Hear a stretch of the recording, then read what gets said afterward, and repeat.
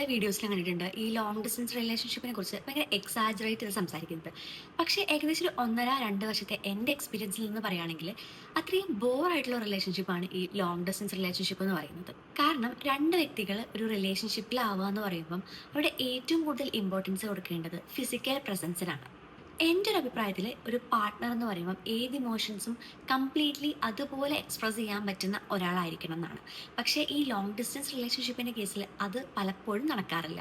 ഈ time സോൺസും work ടൈമും ഒക്കെ നല്ല ഡിഫറൻസ് വരുന്നവർക്ക് പ്രോപ്പർ കമ്മ്യൂണിക്കേഷൻ പോലും പോസിബിൾ ആവാറില്ല. പിന്നെ അവിടെ കുറച്ചുകൂടി സ്മൂത്തറാക്കി മാറ്റുന്നത് സാക്രിഫൈസ് ചെയ്യുന്നതിലൂടെ അതുപോലെ തന്നെ അണ്ടർസ്റ്റാൻഡ് ചെയ്യുന്നതിലൂടെയാണ്.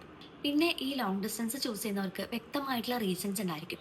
അവരുടെ കുറച്ചുകൂടി ബെറ്റർ ഫ്യൂച്ചറിന് വേണ്ടിയിട്ടൊക്കെ ആയിരിക്കും അവർ ഈ ഒരു റിലേഷൻഷിപ്പ് ചൂസ് ചെയ്തിട്ടുണ്ടാവുക.